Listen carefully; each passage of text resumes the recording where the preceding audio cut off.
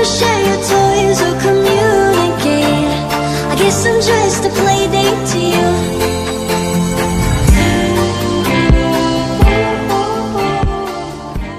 Assalamualaikum warahmatullahi wabarakatuh. Di sini kami dari kelompok 6 ingin menerangkan tentang ekonomi politik pada perdagangan internasional.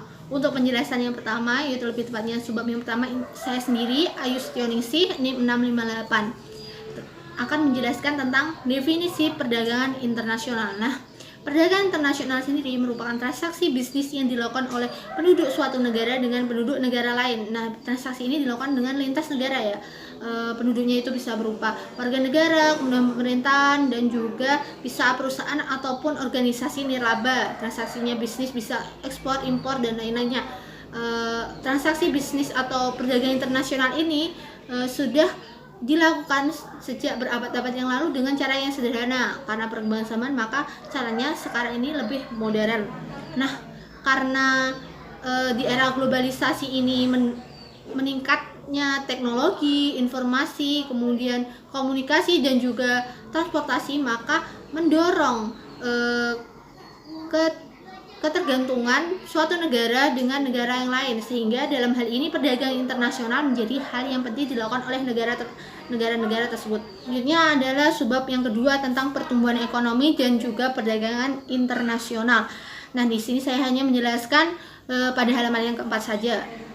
Pertumbuhan ekonomi di tahun 1950-an dan juga 1960-an pada negara berkembang itu didominasi oleh sektor-sektor primer, terutama itu sektor pertanian.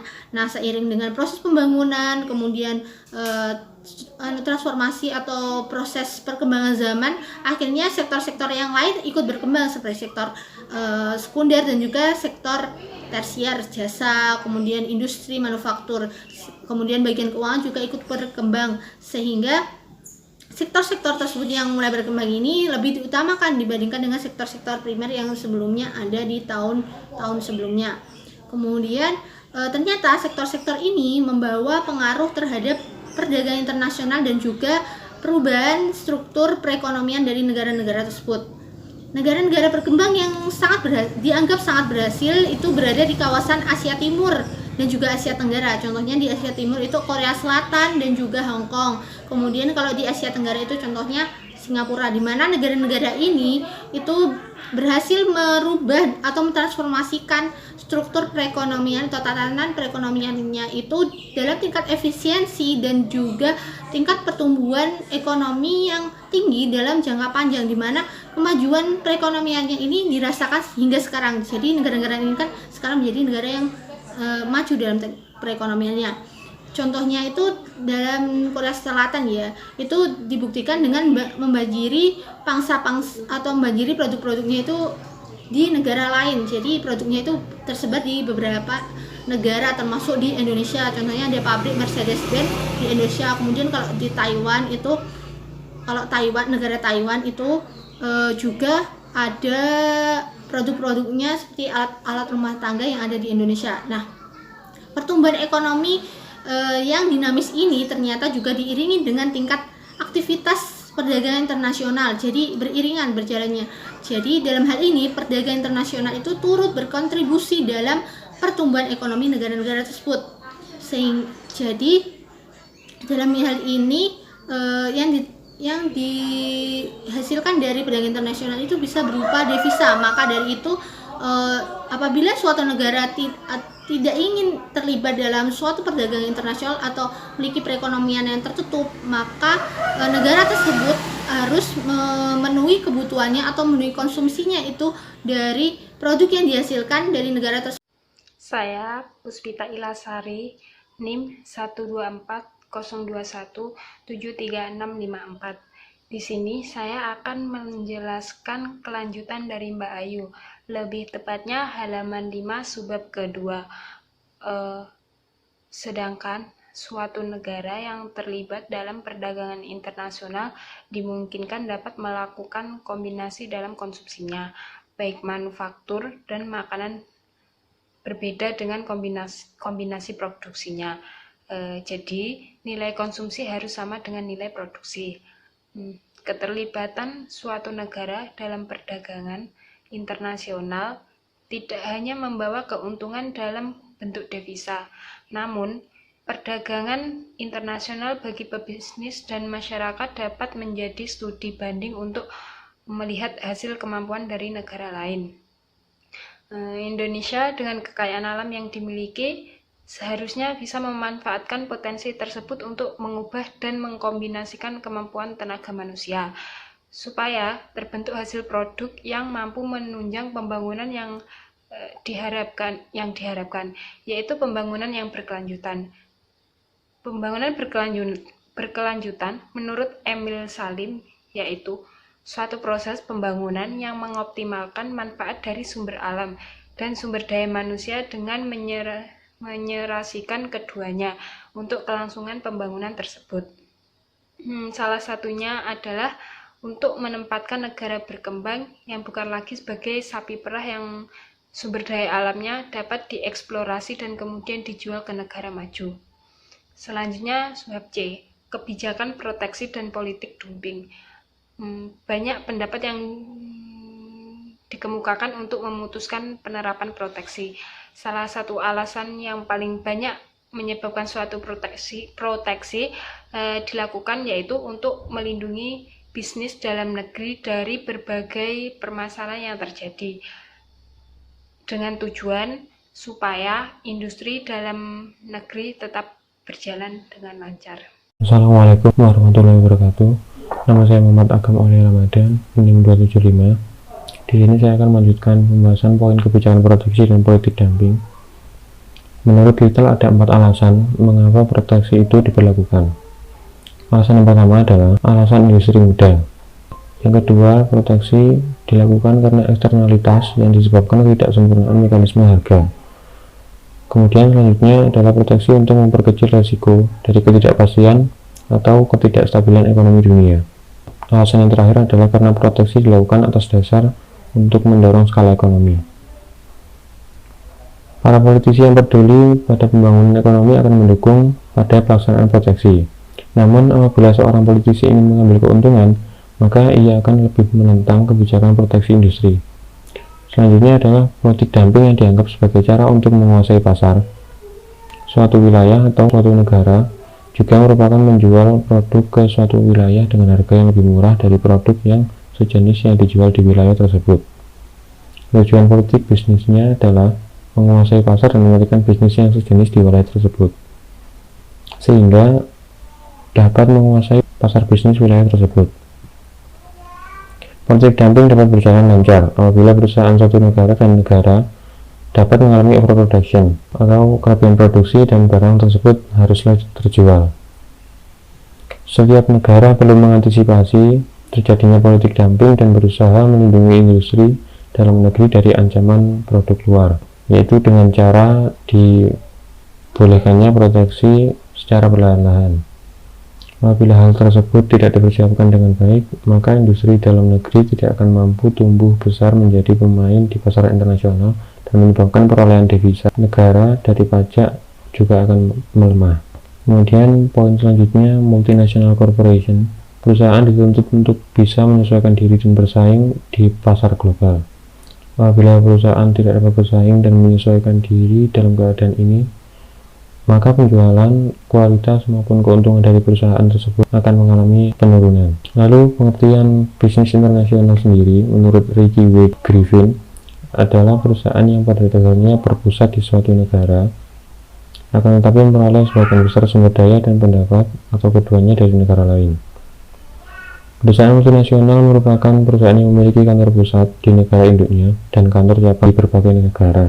Dengan demikian, perusahaan tersebut mengambil bahan baku di negara yang ia lihat mempunyai potensi bahan baku tersedia, serta memasarkan produknya di negara yang bersangkutan juga negara lain. Contohnya, di Indonesia ada pabrik Mercedes-Benz yang ada di Bogor. Kemudian, sasaran yang tepat untuk memasuki perusahaan-perusahaan multinasional adalah negara-negara yang berkembang, karena maraknya produk-produk dari berbagai perusahaan internasional masuk ke suatu negara. Sekian dari saya, selanjutnya akan dilanjutkan pemateri yang lain. Saya Aulia Febia Ciputri, NIM 675. Selanjutnya, hal ini dapat tercermin dari maraknya produk-produk dari berbagai perusahaan internasional masuk ke suatu negara, mulai dari yang skala yang kecil sampai yang skala yang besar. Faktor pendorong terbentuknya perusahaan multinasional sendiri adalah perkembangan bisnis internasional yang sangat tinggi di era saat ini. Contohnya, perusahaan multinasional diantaranya Chevron, Exxon, Freeport, Microsoft, dan lain-lain. Berikut ini beberapa alasan multinasional corporation atau MNC memutuskan untuk membuka kantor pemasaran atau pabrik di negara lain. Yang pertama, biaya atau kos yang dibutuhkan lebih murah ketika melakukan produksi di negara tuan rumah. Yang kedua, produksi yang dilakukan oleh perusahaan bisa disesuaikan dengan jumlah pesanan atau keuntungan yang bisa disesuaikan dengan jumlah pesanan serta keuntungan bisa diperkirakan. Yang ketiga, perusahaan memberi kesempatan kepada pihak di negara tuan rumah untuk belajar menggali ilmu secara efektif tanpa harus datang ke negara asalnya. Yang keempat, perusahaan dapat mengurangi pengangguran karena masyarakat setempat mendapatkan pekerjaan dalam perusahaan tersebut. Yang kelima, pemerintah yang berkuasa dapat mengkampanyekan negaranya sebagai tempat yang baik, salah satu tujuan investasi bagi bisnis internasional. Contohnya, Singapura yang saat ini merupakan salah satu negara tujuan investasi dan teraman di Asia. Oke, bismillahirrahmanirrahim. Assalamualaikum warahmatullahi wabarakatuh. Saya Agus Kurniawan, NIM 685. Di sini akan melanjutkan pembahasan tentang multinational corporation. Langsung saja kita lihat pada gambar 13.2 di halaman 12 ini. Pada gambar ini menjelaskan persepsi manajerial terhadap lingkungan. Bisa kita lihat ya, di sini ada lingkungan sosial umum, lalu ada lingkungan tugas khusus, dan selanjutnya ada proses persepsi dan kognitif manajerial, lalu keputusan yang mempengaruhi, dan yang terakhir ada sasaran dan nilai-nilai teknologi, struktur hubungan manusia, dan proses manajerial. Pada gambar ini dijelaskan bahwa perubahan konsep manajemen kinerja dari domestik ke internasional konsep itu berdasarkan kebutuhan, bukan keterpaksaan. Jadi sistem manajemen kinerja ini mengambil konsep dan model bisnis internasional yang akan menempatkan perusahaan tersebut setara dengan perusahaan lain di skala internasional. Oke, langsung kita scroll ke bawah. Di sini ada gambar 13.3. Pada gambar ini menjelaskan kebutuhan sistem manajemen kinerja baru. Bisa kita lihat ya, di sini ada globalisasi dan liberalisasi perdagangan dunia. Terus ada perubahan lingkungan yang mana dalamnya ada hubungan ekonomi, iptek, dan budaya. Lalu ada perubahan strategi dunia usaha, visi dan misi baru dan paradigma baru. Dan yang paling bawah ada manajemen kerja baru. Jadi kesimpulan pada gambar ini yaitu kebutuhan akan sistem manajemen kinerja baru merupakan bentuk kebijakan perusahaan untuk mendukung dampak perubahan informasi dan teknologi yang begitu cepat, menggeser konsep lama dan telah digunakan sebagai acuan sebelumnya. Maka dari itu perusahaan sebaiknya pada era globalisasi ini harus memikirkan secara serius tentang bagaimana cara menerapkan konsep manajemen kinerja yang lebih tepat, baik secara internal maupun eksternal. Assalamualaikum warahmatullahi wabarakatuh. Saya Aisyah Saraswati, NIM 659. Saya akan menjelaskan lanjutan mengenai beberapa alasan perusahaan harus mengubah konsep manajemen kinerja dari domestik ke konsep manajemen kinerja internasional. Nah, untuk yang poin E ini, kita membahas mengenai alasannya bahwa perusahaan dalam bekerja menjadi jauh lebih efektif dan efisien. Nah, itu adalah alasan mengapa harus dirubah ya.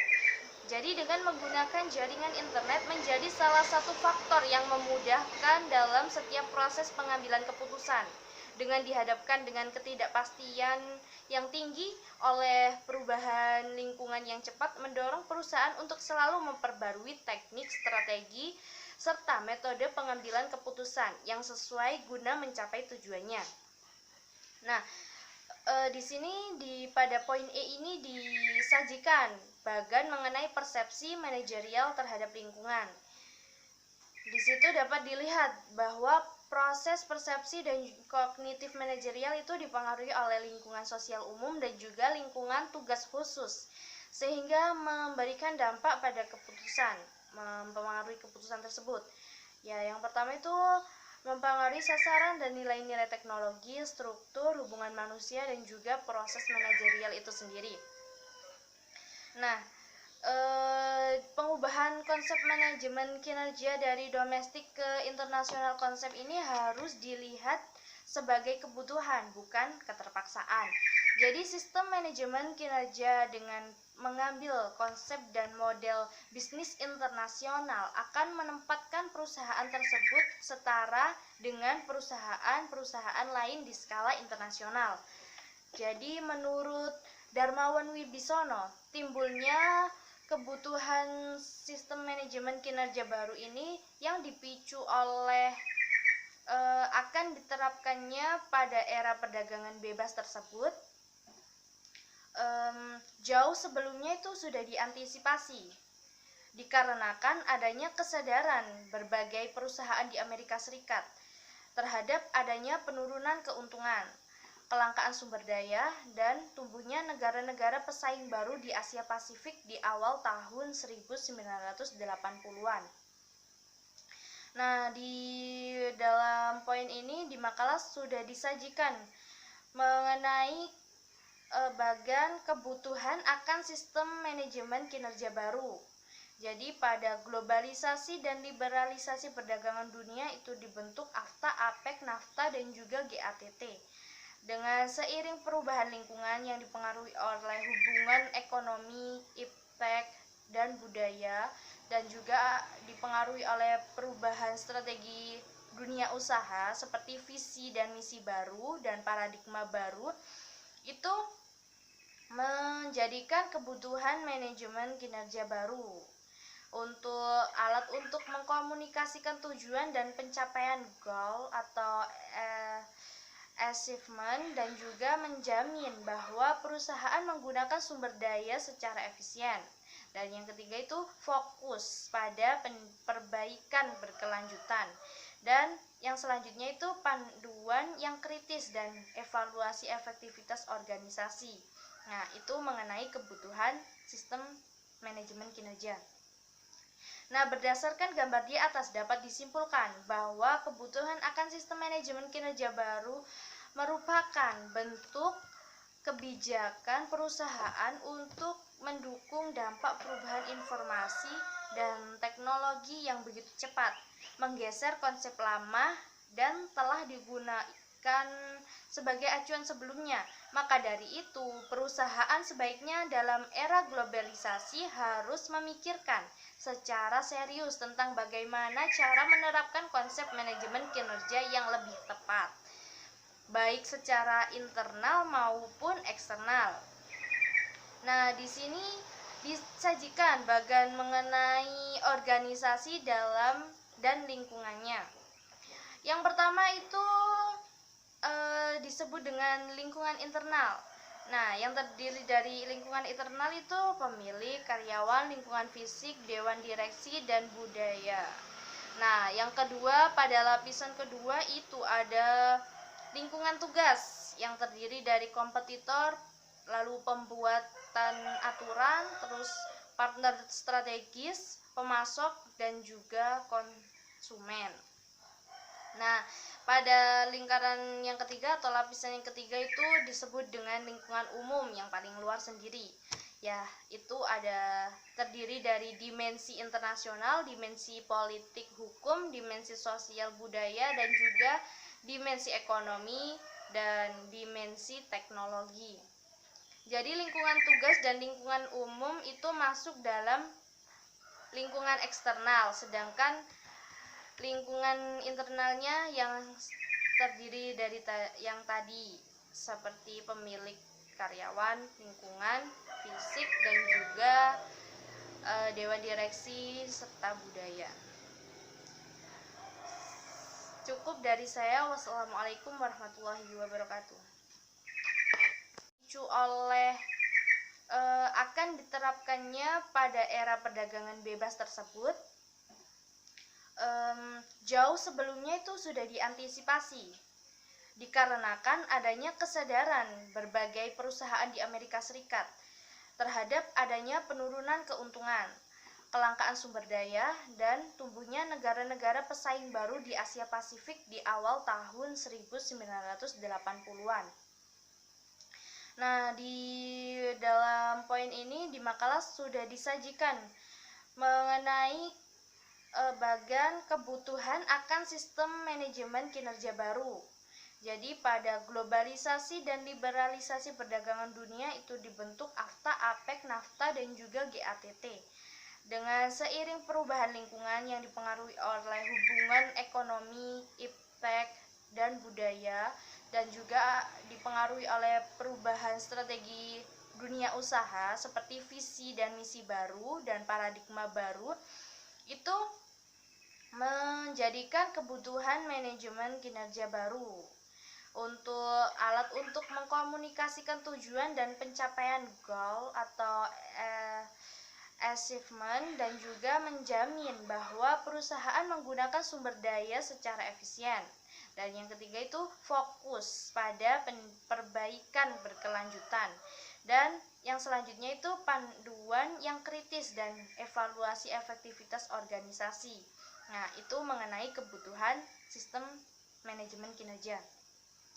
Nah, berdasarkan gambar di atas dapat disimpulkan bahwa kebutuhan akan sistem manajemen kinerja baru merupakan bentuk kebijakan perusahaan untuk mendukung dampak perubahan informasi dan teknologi yang begitu cepat, menggeser konsep lama dan telah digunakan sebagai acuan sebelumnya. Maka dari itu, perusahaan sebaiknya dalam era globalisasi harus memikirkan sistem manajemen kinerja. Nah, berdasarkan gambar di atas dapat disimpulkan bahwa kebutuhan akan sistem manajemen kinerja baru merupakan bentuk kebijakan perusahaan untuk mendukung dampak perubahan informasi dan teknologi yang begitu cepat, menggeser konsep lama dan telah digunakan sebagai acuan sebelumnya.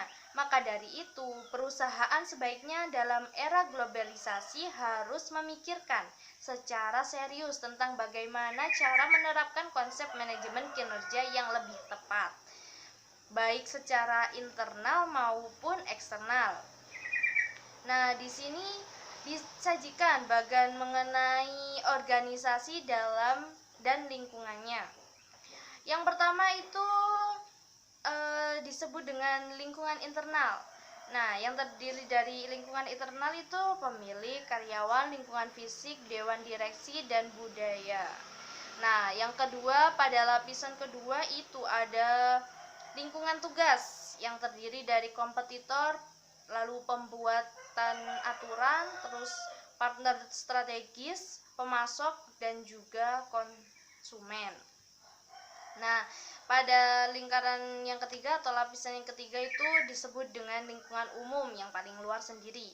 Ya, itu ada terdiri dari dimensi internasional, dimensi politik hukum, dimensi sosial budaya, dan juga dimensi ekonomi dan dimensi teknologi. Jadi lingkungan tugas dan lingkungan umum itu masuk dalam lingkungan eksternal, sedangkan lingkungan internalnya yang terdiri dari yang tadi seperti pemilik, karyawan, lingkungan, fisik, dan juga dewan direksi serta budaya. Cukup dari saya. Wassalamualaikum warahmatullahi wabarakatuh. Assalamualaikum warahmatullahi wabarakatuh. Saya Lailatul Mahfudhah NIM 272. Di sini saya akan menjelaskan poin selanjutnya, yaitu poin E mengenai keputusan ekonomi politik pada perdagangan internasional. Nah, sebelum kita membahas mengenai keputusan ekonomi politik pada perdagangan internasional, kita harus mengetahui terlebih dahulu tujuan dari pembentukan organisasi internasional atau WTO di sini adalah untuk menata suatu model dan bentuk perdagangan internasional yang secara baik.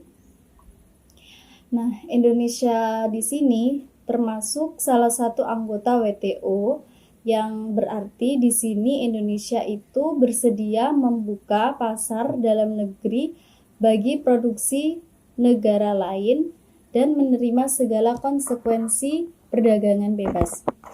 Jadi di sini terdapat beberapa kenyataan yang mana banyak sekali kendala yang dialami negara-negara anggota WTO dalam mewujudkan aturan yang sesuai dengan ketentuan dalam WTO. Bahkan negara maju pun seperti Amerika Serikat dan sekutunya sekalipun juga belum mampu menyelesaikan dan mewujudkan seluruh aturan WTO dengan benar-benar murni. Nah, dalam hal ini, karena setiap negara itu mempunyai kepentingan yang berbeda satu sama lain. Nah, di sini apabila impor bisa diterima sebagai bagian dari kesepakatan WTO, maka setiap negara harus bersaing produk dalam negerinya dengan produk dari negara lain yang dapat masuk ke negaranya. Dalam hal ini impor seperti di Jepang merupakan negara yang bersikeras melarang impor beras. Mengapa di sini? Karena guna menghindari malapetaka kemarahan petani beras yang tidak mau pindah ke sektor lain. Nah, setiap negara di sini tuh selalu berusaha membuat struktur ekonomi yang kuat, seperti membuat ekspor lebih besar daripada impor. Nah, hal ini merupakan salah satu syarat mutlak untuk membangun stabilitas pembangunan yang berkelanjutan. Tetapi di sisi lain, di sini kesejahteraan masyarakat juga menjadi bagian dari program pembangunan ekonomi politik yang baik. Maka suatu negara harus memiliki ketahanan pangan yang baik pula. Berdasarkan hal tersebut, di sini negara Amerika Serikat, UE, dan Jepang tidak akan mencabut subsidi pertanian di negerinya. Hal ini karena keputusan tersebut akan merusak tatanan perekonomian keseluruhan yang dapat memicu gejolak politik. Demikian halnya negara-negara berkembang seharusnya itu juga memberikan subsidi kepada para petani. Nah, syarat mutlak sebelum suatu negara itu menyatakan untuk terlibat ke pasar perdagangan internasional, di sini harus memperhatikan dan menguatkan ekonomi nasional terlebih dahulu. Nah, dalam hal ini banyak juga harus melakukan kebijakan impor yang menunjukkan bahwa struktur ekonomi Indonesia itu lemah. Dikarenakan produk dalam negeri sulit bersaing dengan produk luar negeri. Contoh nyatanya yaitu masuknya gula dan beras dari Thailand. Ini menunjukkan bahwa kualitas produk gula dan beras di Indonesia itu masih rendah jika dibandingkan dengan produk Thailand. Jadi contoh nyatanya di sini yaitu masuknya gula dan beras dari Thailand. Ini menunjukkan bahwa kualitas produk gula dan beras Indonesia masih rendah jika dibandingkan dengan produk Thailand, sehingga impor itu terjadi. Apabila keadaan ini dibiarkan untuk terus terjadi, akan membuat petani Indonesia mengalami permasalahan yang berat. Oleh karena itu, dibutuhkan suatu langkah terobosan, yaitu kebijakan ekonomi yang memiliki dukungan politik. Apabila hal tersebut dilakukan dan dalam penerapannya termasuk sukses, maka stabilitas ekonomi yang kuat dapat membangun kekuatan daya saing perdagangan internasional yang diharapkan, termasuk surplus perdagangan. Terima kasih, sekian penyampaian dari saya. Apabila ada salah kata atau salah penyampaian, saya mohon maaf. Wassalamualaikum warahmatullahi wabarakatuh. Assalamualaikum warahmatullahi wabarakatuh. Saya Risma Dwi, NIM 672. Di sini saya akan menjelaskan terkait dengan studi kasus ekonomi politik dalam perdagangan internasional. dengan judul Kemendak Dorong Otomatisasi Perjanjian Internasional Berbasis Digital. Dukungan Indonesia terhadap kebijakan ini disampaikan oleh staf ahli Menteri Perdagangan Bidang Hubungan Internasional Dodi Edward yang menyatakan bahwa pemerintah Indonesia itu harus berperan aktif dalam mendukung kebijakan ini dengan mengembangkan teknologi informasi dan komunikasi yang handal dan terpercaya agar Indonesia dapat bersaing di kancah internasional. Selain itu, Dodi Edward juga menyatakan bahwa ASEAN telah menerapkan ASEAN Single Window yang digunakan untuk memperlancar arus barang di ASEAN dan juga untuk meningkatkan pertumbuhan ekonomi negara-negara di ASEAN.